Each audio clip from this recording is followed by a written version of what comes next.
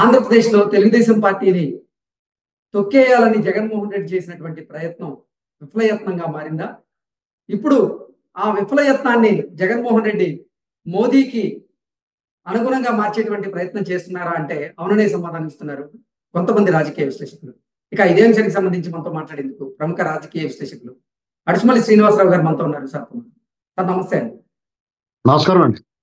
Sir, ఆంధ్రప్రదేశ్లో టీడీపీని తొక్కేయాలని జగన్మోహన్ రెడ్డి ప్రయత్నం చేశారు. ఆ ప్రయత్నం విఫలమైంది. అందులో భాగంగానే చంద్రబాబు నాయుడు గారిని అరెస్ట్ చేశారు. కానీ ఆ అరెస్ట్ వల్ల వీళ్ళకే ఇంకా జనాల్లో వ్యతిరేకత వచ్చింది. అది గమనించినటువంటి జగన్మోహన్ రెడ్డి ఆ విఫలయత్నాన్ని మోదీ మీద రుద్దేటువంటి ప్రయత్నం చేస్తున్నాడు అంటూ కూడా ఒక వార్త సోషల్ మీడియాలో చక్కర్లు కొడుతుంది. సార్ ఏంటి సార్ ఈ అంశం మీద మీ విశ్లేషణ ఏంటి సార్?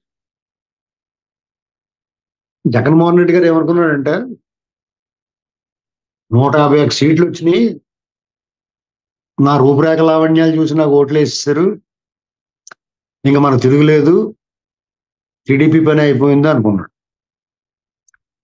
అలాగే బీజేపీ వాళ్ళు, అలాగే కాంగ్రెస్, అన్ని పార్టీల వాళ్ళు మనం కూడా అనుకున్నాం ఇది పని అయిపోయిందేమో రా బాబు అని.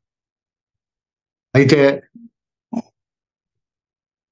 అది జగన్మోహన్ రెడ్డి బలం కాదు, వాపు అనేటువంటిది ఆయన అంతటా ఆయనే చూపించాడు.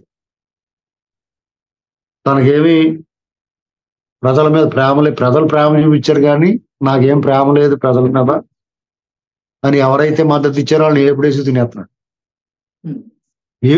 ఏపుడే వేస్తున్నాడు వాళ్ళకి అన్ని రకాలుగా. ఇక దాని మీద రోజు మాట్లాడుతున్నాం కాబట్టి ఆయన కొత్తగా మనం ఏమేమి ఇబ్బంది పెట్టాడు చెప్పుకోకలేదు, రోజు మాట్లాడుకుంటున్నాం కదా. ఇక ఆయన మాటలన్నీ అబద్ధాలు, ఇచ్చిన మాట నిలబెట్టుకోవట్లేదు, మాట తప్పడం మడం తిప్పడం అనేటువంటిది ఆయన బాగా అలవాటైపోయింది.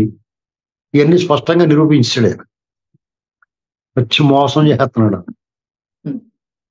ఇలాగ ఆఖరికి అంబేద్కర్ గారి విగ్రహం దగ్గరికి కూడా ప్రజలందరినీ తప్పుదారి పట్టించే వ్యవహారమే మాట్లాడుతుంది.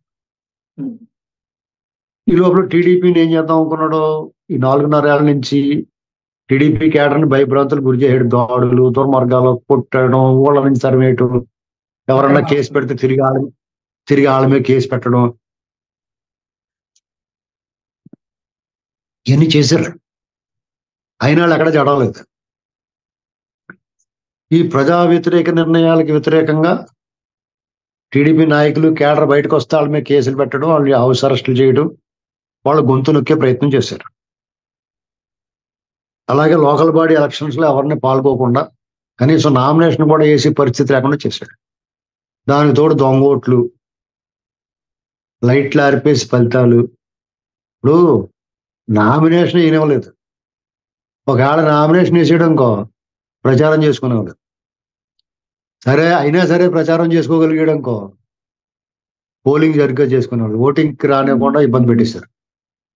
అయినా దాన్ని కూడా అధిగమించారు వీళ్ళు, ఫ్లైట్లు ఆరిపేసి వెళ్తాం. అంటే ఇన్ని స్టేజ్లు దాటుకుని కూడా గెలిచారు కొంతమంది. అంటే ప్రజల్లో ఎంత మద్దతు ఉంది టీడీపీకి, అతను దాన్ని ఎంత పాడు చేద్దాం అనుకున్నా కానీ ఎంత లేకుండా చేద్దామని అతను చేయలేకపోయాడు. పైగా ఇతనైనా పరిపాలన ఎలాగుందంటే చాలా అధ్వానంగా దరిద్రంగా ఉంది. మరి ఆటోమేటిక్గా ప్రజల్లో వ్యతిరేకత ఉంటుంది ప్రభుత్వం మీద. అది కాకుండా ఈయన పాలన చంద్రబాబు నాయుడు గారి పాలన పోల్చుకుంటారు. చంద్రబాబు నాయుడు గారి పరిపాలన మనశాంతిగా ప్రశాంతంగా ఉన్నారు, హాయిగా ఉండాలి పని. ఇదేమో దినదినగండం, రోజు ఏంటి ఎప్పుడు ఏ ప్రమాదం వస్తుందో బాబు అన్నట్టుగా భయంగా బిక్కుమంట పోతున్నారు.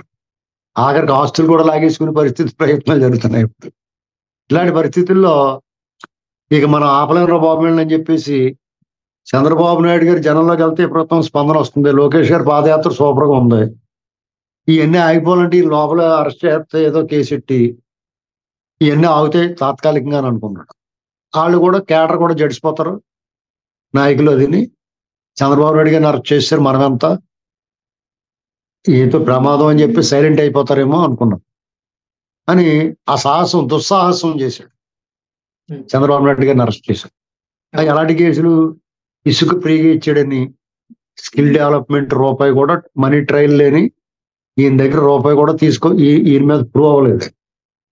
అప్పటికప్పుడు జాయిన్ చేసి కేసులో పెట్టి ఇలాగ రకరకాల రోడ్డు లేకుండా ఎన్ఆర్ రింగ్ రోడ్డు ఇలాంటి కేసులు అన్నమాట. అక్రమ కేసులు తేలిపోతున్నాయి, జడ్జీలు కూడా ఏం చెప్పాలో తెలవలేదు. అలాంటి పరిస్థితుల్లో జనాలు అందరూ వాళ్ళకి ఫుల్ రివర్స్ అటాక్ అయింది. చంద్రబాబు నాయుడు గారి మీద ప్రేమ అమాంతం పెరిగిపోయింది అందరికీ. మరి ఏదో సినిమాలో ఎప్పుడూ చూడని కళ్ళు ఎలా చూస్తున్నాయి నన్ను అంటాడు కదా బాహుబలి సినిమాలో. అలాగా ఈ చంద్రబాబు గారు మీద చెప్పారు ప్రేమ పెరిగిపోయింది అందరికీ. ఎక్కడెక్కడ వాళ్ళ జనాలు బయటకు వచ్చేసారు బిలబిలమంట బయటికి ఆయనకి మద్దతుగానే. ఇప్పుడు మీలాంటి కుర్రోళ్ళకి చంద్రబాబు నాయుడు గారి విలువ తెలియదు, ఎందుకంటే మీరు చూడలేదు ఆయన పరిపాలన. ఆయన ముఖ్యమంత్రిగా ఉమ్మడి రాష్ట్రానికి ముఖ్యమంత్రిగా ఉన్నప్పుడు మీకు ఏ 10 ఏళ్ళు 5 ఏళ్ళు ఉంటాయేమో. అలాంటి వాళ్ళకి మీకు ఏం తెలుస్తుంది? మీకు ఎంతసేపు ఆ రాజశేఖర రెడ్డి మొహమే కనపడుతుంది పంచికట్టు తిని మళ్ళీ అవుతున్నాడు బాబు అనుకునేవారు మీరు. కానీ మరి చంద్రబాబు నాయుడు గారు కృషి, పనిచేసే ముఖ్యమంత్రి, ప్రజల వద్దకు పాలన, ప్రజలతో ముఖ్యమంత్రి కార్యక్రమాల్లో ఒకే ఒక్కడు సినిమా చూసి తీశారు. ఇలాంటి సినిమాలో చూసి ఎంజాయ్ చేసి ఉంటారు, కానీ రియల్ హీరో ఇతను. జన్మభూమి, నీరు మీరు, ఇంకుడు గుంతలో, ఇలాంటి కార్యక్రమం, పనికి ఆహారం, అవన్నీ ఇప్పుడు రకరకాల పేర్లతో వేరే పథకాల పేర్లతో నడుస్తున్నాయి. 20 ఏళ్ల క్రితం ఆయన ఏం చెప్పాడు దేశం ఇప్పుడు ఆచరిస్తుంది. అలాగే ఆయన ఇవాళ చెప్పాడు, ఇంకా ఆయన ఏమన్నా ఒక 20 ఏళ్ళ తర్వాత దేశం అంతా ఆయన వెనకాల పోతూ ఉంటారు. ముందు విమర్శిస్తారు, ముందు అడ్డుకుంటారు, తర్వాత విమర్శిస్తారు, తర్వాత సచ్చినట్టు అనుసరిస్తారు ఆయన్ని. ఇది చరిత్ర చెప్పిన సత్యం, ప్రూవెన్ ఫ్యాక్ట్. విజన్ 2020 అంటే పగలబడి నవ్వారు. ఇవాళ విజన్ 2020 నవ్విన వాళ్ళు అందరినీ తీసుకెళ్తే వాళ్ళకి బొరబాడైపోయి జనార్దన్ రెడ్డి పెట్టాడు, ఆ రెడ్డి పెట్టాడు, ఈ రెడ్డి పెట్టాడు అని కోళ్ళ మీద తోసేస్తారు. ఈయన పేరు ఉండకూడదు. అక్కడ కూడా ఒప్పుకోరు. కళ్ళ ముందు నిజం కనపడుతుంది కానీ ఒప్పుకోవడానికి మనసు రాదు వాళ్ళకి. కాబట్టి ఈయన ఏదో రకంగా చేయాలి, పార్టీ ఇప్పుడు తెలుగుదేశం పార్టీ లేకుండా చేయాలని అనేక మంది అనేక ప్రయత్నాలు చేశారండి. ఇందిరాగాంధీ గారి దగ్గర నుంచి. ఇందిరాగాంధీ గారిని మించిన తోపు తురుము ఉన్నారు ఎవరన్నా? ఇందిరాగాంధీ గారు చేశారు, రాజశేఖర రెడ్డి చేసాడు,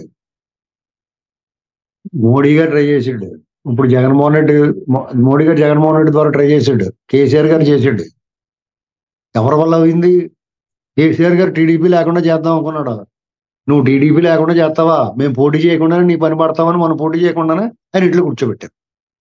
చూసారా కాజీ ఎలా ఉందో?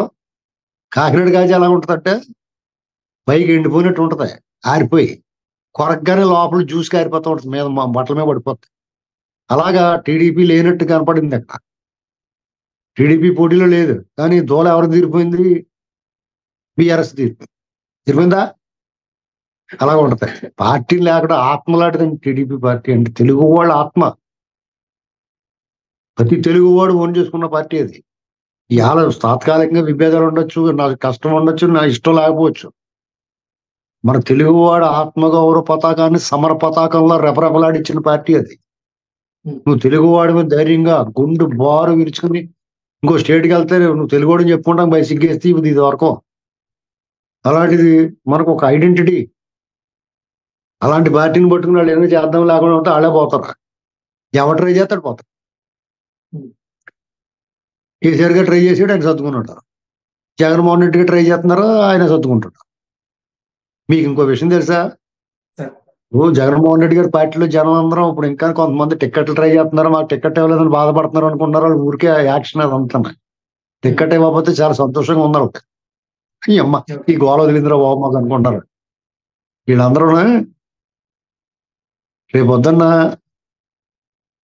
రోజుకి 2-3 పార్టీ షాక్ మే షాక్, వైసీపీకి షాక్ అంటున్నారు. చూస్తున్నారా? వార్తలు వస్తున్నాయి.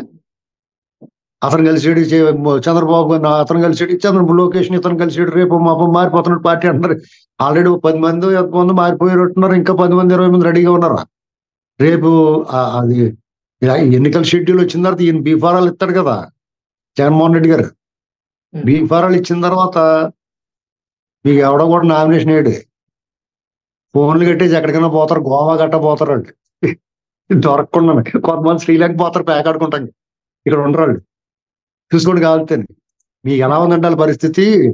యూట్యూబ్ లోని ఫ్రూట్ కటింగ్ స్కిల్స్ అని చూపిస్తూ ఉంటారు, చూసారా మీరు? యూట్యూబ్ లో ఫ్రూట్ కటింగ్ స్కిల్స్ అని, దానిమ్మకాయలు, పామ్ గ్రెనేట్ ఆ కాయలు కటింగ్ ఉంటది. అవును అలా సార్. 2 ముక్కలు కోసి 4 చీరికలు చీర్చి ఇలా కొడితే గింజలు గలగలమని రాలిపోతూ ఉంటాయి. ఉమ్. అలా దూకేస్తారు ఆ పార్టీలోంచి ఇప్పుడు అందరూ చూసుకుని కావాల్సింది. ఎవరు మిగలరు. జగన్మోహన్ రెడ్డి, సజ్జల రామకృష్ణారెడ్డి, విజయసాయి రెడ్డి, పెద్దిరెడ్డి, ఇంకో రెడ్డి, ఆ రెడ్డి, ఈ రెడ్డి వాళ్ళే మిగులుతారు 10 మంది. ఉమ్. మిగతా వాళ్ళు అందరూ కూడా టాటా వీడుకోలని చెప్పి దొబ్బెత్తారు. ఎవరు ఉండరు. ఇది జరగబోయేది. Okay okay sir, thank you so much.